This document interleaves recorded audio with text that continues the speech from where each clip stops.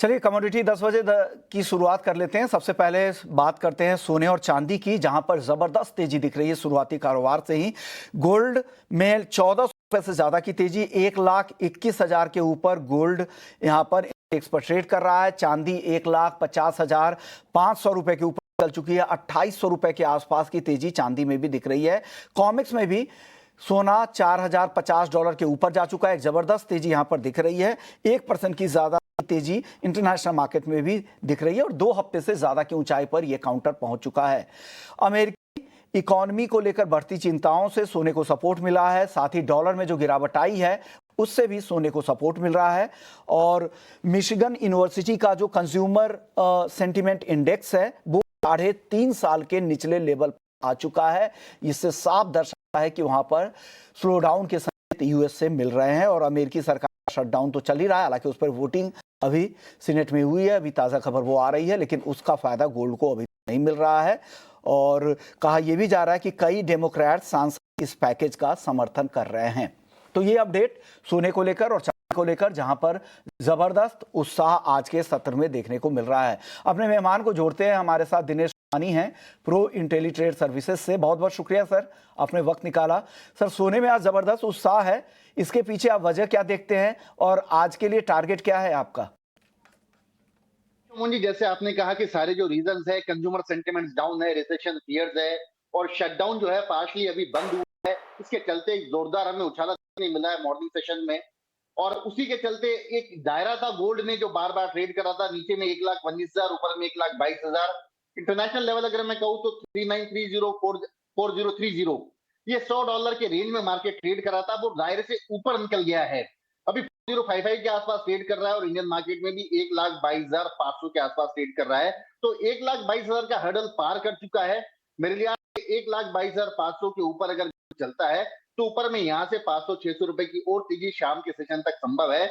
और मुझे लगता है जो एक कंसोलिडेशन फेज था अब उसका खत्म हो गया है। नए ट्रेंड और नई रैली के लिए ये अभी सक्षम हो चुका है। चांदी सर बताइए, चांदी की चाल आपको कैसे दिख रही है? 1,50,000 कहा जा रहा था कि एक रेजिस्टेंस है, शुरुआती रेजिस्टेंस, अब इसके ऊपर टिक गई है चांदी। अब अगला टारगेट क्या है सर? बिल्कुल, गोल्ड और सिल्वर मतलब सिल्वर जो है गोल्ड के अभी की 1,44,000 और 1,50,000 बार बार 1,50,000 400 500 जाता था और वहां से एक बार फॉल देखने मिलता था जो 1,40,000 1,47,000 तक आता था। अब जो कि 1,50,000 का मेजर हर्डल ये पार कर चुका है। मुझे लगता है कि 1,53,000 के लेवल्स प्रोबेबली 2 दिन में हमें देखने मिल सकते हैं। 1,50,000 के आसपास कहीं पर भी मिलता है तो वहां बाइंग बनता है। 1,49,000 का स्टॉप लॉस मेंटेन करे। ऊपर में 1,53,000 1,53,500 के लेवल्स प्रोबेबली ये दिखा सकता है। ओके, तो ये सोने और चांदी को लेकर आपका आउटलुक आ चुका है। कच्चे तेल की सर बात करते हैं। कच्चा तेल लगातार 2 हफ्ते वीकली कमजोरी के बाद आज हल्की रिकवरी की कोशिश हो रही है। $64 के ऊपर ब्रेंट क्रूड का भाव है। क्या लग रहा है सर, ओपेक और इंटरनेशनल एनर्जी एजेंसी की जो रिपोर्ट है वो फ्रेश रिपोर्ट भी बाजार को इंतजार रहेगा, लेकिन उससे पहले क्या करना चाहिए क्रूड में सर?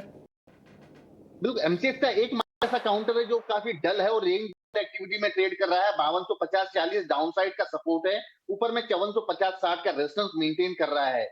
अभी मुझे लगता है प्रोबेबली जो है डिमांड कमजोर है और सप्लाई इसमें निरंतर है।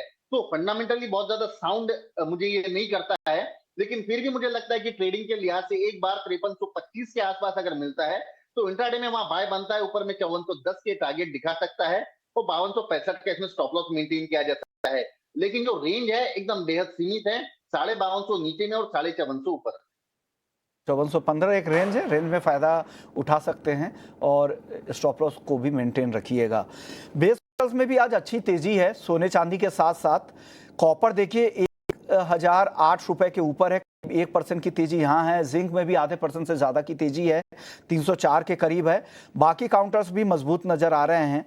एल्युमिनियम भी % से ज़्यादा मजबूत है। आपको क्या पसंद आ रहा है सर, बेस मेटल जहाँ कन्विक्शन आपका ज़्यादा दिख रहा हो? जी, बिल्कुल similar to gold and silver यहाँ पर भी कंसोलिडेशन फेज ऑलमोस्ट खत्म हो चुका है। एक जो रैली हमें देखने मिली थी ऊपर में 1026 के लेवल्स कॉपर में हमें प्रोबेबली देखने मिले थे और वहां से करेक्टिव फेज 991 तक का लेवल हमें नीचे देखने मिला है। एक मूव दोबारा वहां से आया जो 1005 का रेजिस्टेंस फेस कर रहा था, वहां इससे ऊपर ट्रेड कर रहा है। आई थिंक 1005 1006 के आसपास कॉपर बाय करना चाहिए। 997 का स्टॉप लॉस ऊपर में 1018 के लेवल से दिखा सकता है। लेकिन सबसे स्ट्रॉन्ग और कन्विक्शन मुझे आज जिंक में नजर आता है। 303 के आसपास जिंक बाय किया जा सकता है, 307 का लक्ष्य और 301 का इसमें स्टॉप लॉस मेंटेन किया जा सकता है। तो जिंक आपको बेहतर लग रहा है, 307 के टारगेट के लिए आप यहाँ पे खरीदारी की सलाह दे रहे हैं, बाकी ओवरऑल भी आप बुलिश यहाँ पर हैं। सर, एनजी धीरे धीरे जैसे जैसे हम विंटर की तरफ जा रहे हैं, नेचुरल गैस धीरे धीरे साइलेंटली ऊपर की तरफ जा रहा है, आज भी करीब 3.25% की तेजी है। क्या और तेजी दिखेगी? खरीद के जाना चाहिए एनजी को?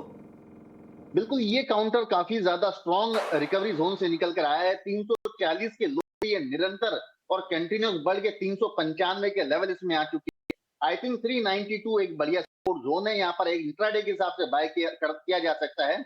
402 408 ये अपसाइड पोटेंशियल नजर आता है और 384 के इसमें स्टॉप लॉस मेंटेन किया जा सकता है। ओके, तो आप ये तेजी बढ़ेगी, 402 के ऊपर जा सकता है, स्टॉप लॉस जरूर लगाइएगा, काफी वॉलेटाइल ये काउंटर रहता है। एनसीडीएक्स के काउंटर की बात करते हैं, इसमें हल्दी करीब 3.25% की तेजी शुरुआती कारोबार में दिख रही है। दिसंबर वायदा 15,450 के ऊपर आ चुका है। सर, हल्दी फिर से मजबूती की तरफ जा रही है, क्या अभी और खरीदारी करनी चाहिए इस लेवल पे भी या रुकना चाहिए? जी, दिसंबर कॉन्ट्रैक्ट मुझे ऐसा लगता है कि यहाँ पर डीमैट में भी माल का हमारा स्पॉट में डिमांड बहुत शानदार है। कल और परसों बहुत अच्छे व्यापार हुए फिजिकल मार्केट में और मार्केट करीब 300 से 400 रुपया तेज, जिसके के चलते हमें गैप अप ओपनिंग देखने मिली यहाँ पे। आई थिंक ये 14,700 का लेवल हल्दी निश्चित तौर से होल्ड करेगा। ऊपर में 16,200 के लेवल से दिखा सकता है। मौजूदा स्तर से अगर 200 रुपया नीचे मिलता है, आई थिंक 15,100 या 15,200 के आसपास यहाँ खरीदारी लौट कर आ सकती है। 16,200 का टारगेट और 14,700 का इसमें स्टॉप लॉस मेंटेन कर सकते हैं। खरीदारी आ सकती है, आपका कहना है। धनिया और जीरा सुस्त है सर, हालांकि नवंबर कॉन्ट्रैक्ट की मैं बात कर रहा हूं, अब तो ये यहाँ पर ट्रेड कम हो रहा होगा, आगे के कॉन्ट्रैक्ट में ट्रेड होगा। 19,900 के नीचे है जीरा और 8,250 के आसपास धनिया है। यहाँ पर क्या लग रहा है सर? जी, यहाँ पर थोड़ी सी रेंज बाउंड एक्टिविटी लग रही है मुझे। खास करके जीरा अगर मैं कहूँ तो नीचे में लगता है मुझे 19,400, ऊपर में लगता है 20,800। दायरा मुझे लगता है अनलेस एंड अनटिल सोइंग के फिगर्स क्लियरली निकल कर आते हैं, क्या जीरे में सोइंग वाकई कम होगी? अगर ऐसा होता है तो प्राइसेस को सपोर्ट निश्चित तौर से मिल सकता है। अगर सोइंग पिछले साल के मुकाबले मोर और लेस 5-10% कम ज्यादा अगर होती है तो मेरे हिसाब से इसमें सप्लाई बहुत ज्यादा है, एक्सपोर्ट डिमांड उतनी ज्यादा नहीं है और फिजिकल मार्केट का सपोर्ट थोड़ा सा ही मिल रहा है। तो मुझे लगता है कि इस काउंटर में पर्टिकुलरली प्रेशर बनता रहेगा। लेकिन धनिया में मुझे लगता है कैरी फॉरवर्ड स्टॉक निश्चित तौर से कम होकर निकल कर आएगी, सोइंग भी कम होगी, तो 8,100 के लेवल्स पर धनिया को निरंतर सपोर्ट मिलेगा। ऊपर में 84 ये रेजिस्टेंस मेंटेन करता हुआ चलेगा। और सीड गोगम काफी समय से दायरा निगेटिविटी भी काफी ज्यादा हो गई है और लंबे समय से लोग इंतजार भी कर रहे हैं। राजस्थान की मित्र मंडली सर क्या कह रही है ग्वार को लेकर? अब बहुत ज्यादा परेशानी देकर आ रही, मतलब ग्वार जैसे उनका एक बच्चा इन्होंने ट्रीट कर लिया है कि लगता है उन्हें कि इसमें हमेशा तेजी ही बनती है, लेकिन काउंटर अगर देखते तो निरंतर वीकनेस इसमें नजर आ रही है और 5100 के लेवल से गिर गिर कर करीब करीब 4700 के लेवल आ चुके हैं। आई थिंक अब इसमें 100 रुपए का और गिरना बाकी है। 4580 ये लेवल है ग्वार का, जहां से इसमें शार्प रिकवरी हमें देखने मिलेगी। तो अब जो दुख या पेन का जो पीरियड है ग्वार वालों के लिए शायद प्रोबेबली इस वीक एंड तक रहेगा। एक बार 4580 का लेवल अगर आता है तो वहां से हमें शानदार रिकवरी ग्वार में देखने मिल सकती है। ओके, तो ये लेवल ध्यान रखिएगा, फिर यहाँ से आपको तेजी की भी उम्मीद लग रही है। शुक्रिया सर। जाने से पहले डिस्क्लेमर दे दे, जो भी राय आपने आज हमारे दर्शकों के लिए दी है। जी बिल्कुल, पर्टिकुलरली मेरा किसी में भी कोई ट्रेड नहीं है, लेकिन तो सारे के सारे ये कॉल तो स्ट्रेटेजी सजेस्ट की गई है। बहुत बहुत शुक्रिया सर, आपने वक्त निकाला और हमारे दर्शकों को गाइड किया। कमोडिटी